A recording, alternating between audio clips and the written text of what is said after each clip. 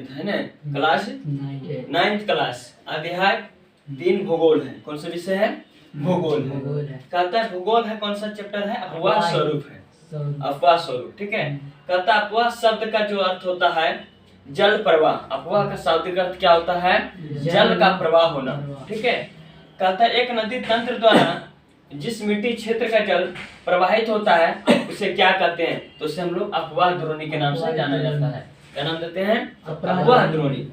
अपवाह द्रोणी के नाम से इसे हम लोग जाना जाता है।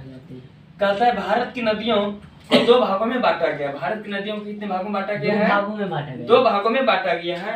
पहला नदी कौन सा है? हिमालय की नदी। जितना भी अधिकांश नदियां निकलती है, टोटल नदियां कहाँ से निकलती है? हिमालय से निकलती है। यहाँ तक कि बताए थे कि हिमालय की गोद में एक देश बसा हुआ है, जो कौन सा देश है? नेपाल है। नेपाल ऐसा देश है जो किसके गोद में बसा हुआ है? हिमालय की गोद में। और दूसरा नदी का नाम है प्रायद्वीपीय नदियां।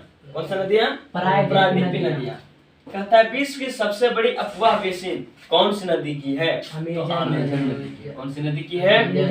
अमेजन नदी की क्या है? सबसे बड़ा बेसिन है। कहता है हिमालय की नदियां कौन कौन है? तो सिंधु है और ब्रह्मपुत्र है। 2 नदियां, हिमालय की 2 नदियां कौन कौन? सिंधु और ब्रह्मपुत्र नदी है।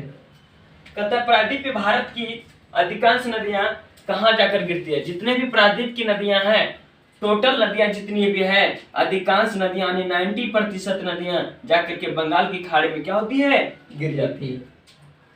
कहते बिहार की राजधानी पटना, हम जानते हैं कि बिहार की राजधानी पटना है, और पटना जो है सो एक गंगा नदी के किनारे क्या हुआ है? बसा हुआ। कौन सा नदी के किनारे? गंगा नदी के किनारे वो बसा हुआ है। कहता है जो नदियां जो होती है इसका जो कुल क्षेत्रफल जो है यह 250 किलोमीटर है।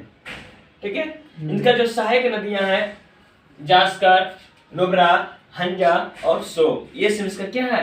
सहायक नदियां हैं, यानी मदद करने वाली। कहता है लद्दाख में सिंधु नदी को गार्ज का निर्माण करता है जिसे गिलगिट कहते हैं। क्या कहते हैं लोग? गिलगिट कहते हैं। गिलगिट गार्ज का निर्माण करती है वहां पे जाने के बाद।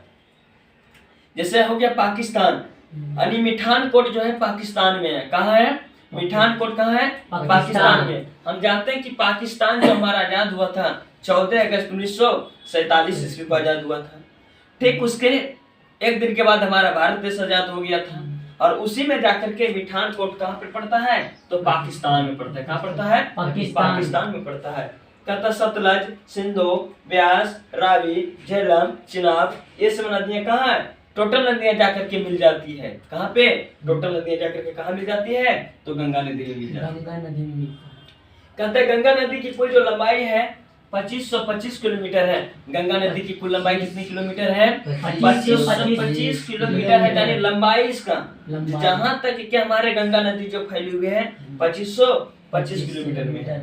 कहता है फिर जाकर के इसकी उत्पत्ति, गंगा नदी की जो उत्पत्ति हुआ है कहाँ से हुआ है? तो भागीरथी से हुआ था। कहाँ से?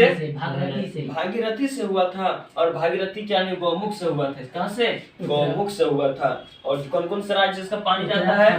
उत्तराखंड, उत्तर प्रदेश, बिहार और पश्चिम बंगाल, ये सब राज्य में इसका पानी क्या होता है? हमेशा प्रवाह होते रहता है। कौन सी नदी की? तो जाकर के हमारा कौन सा? गंगा नदी। उत्पत्ति तो हो गया। कहता उत्सर्जित, अनुत्सर्जित कौन कौन नदियां करती है?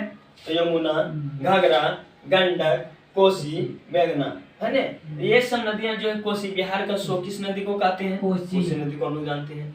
क्योंकि जब उत्तरी बिहार में जब वहाँ पे अधिक मात्रा में बर्फ जो पिघलता है तो जाकर उत्तरी बिहार में जाकर क्या होती है? काफी मात्रा में हिमालय की नदियां, जो हिमालय से नदियां निकलती है, हिमालय से जाकर के जैसे बर्फ पिघलती है तो जाकर के इस नदी में काफी मात्रा में क्या आ जाती है? बाढ़ आ जाती है। क्या आ जाती है? और जाकर के जितने भी बिहार के उत्तरी जिले हैं, उत्तर में जितने जिले हैं सभी जिलों में क्या हो जाता है? बाढ़ आ जाता है। और वहां पे जाकर के अपार माल जाल माल की क्या होती है? क्षति हो जाती है। कहता है फिर जाकर के मेघना नदी को एक और नाम से जाना जाता है, गंगा।